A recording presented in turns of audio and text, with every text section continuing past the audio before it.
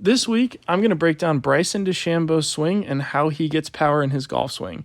So I don't typically do videos on the LIV Golf Tour players or the event, but I did used to be an assistant at the Greenbrier Resort. And with them playing out there at my home course, I wanted to see how they attacked the course, and it was a good opportunity to see what LIV was about. And I was honestly shocked. I thoroughly enjoyed watching the event this weekend. It was great theater. Bryson DeChambeau shooting a 58 on the last day to win the tournament was awesome to watch. It was just fantastic in general. I'm actually going to do a longer video on my thoughts on the LIV Golf because my opinion really changed on it, and I think it would be nice to get that out there. But let's go back to Bryson's swing, and I want to talk to you about how he generates power in his golf swing. So you can see from his setup, he's standing very vertical. So his legs are pretty straight. He's standing very tall with his upper body. And what that's done is it's pushed his hands away from his body a little bit. So that creates a natural width in his golf swing.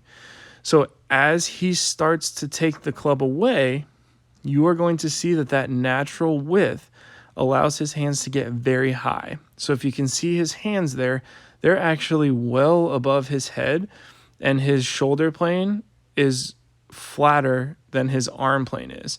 So that puts him in this position where he's really going to squat down with his lower body and allow those hands to drop down as he turns into it, and that's going to generate a ton of speed. So you can see he squats down with his lower body, and then as he impacts the golf ball, you see how he stands back up and almost replays that vertical position that he was at address. And that dropping down, kind of squatting in the downswing, and then the vertical motion at impact is what generates so much power. It's almost like a power lifter doing a hang clean where they would kind of bend their knees a little bit and then explode up. That's where a lot of his power comes from. But you can also see what happens is his lower body kind of stops with that move, and his hands and arms really pass his body.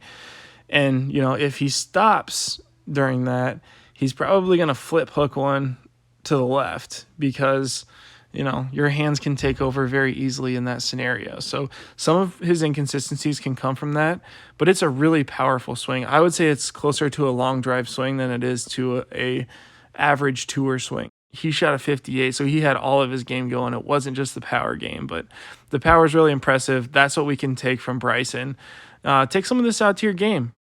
Feel that upward motion of your hips as you hit the ball. That's going to bring a lot of the ground power into the game. It's going to use your lower body and your core to drive the power, and you're going to see some noticeable results on how far you hit the ball.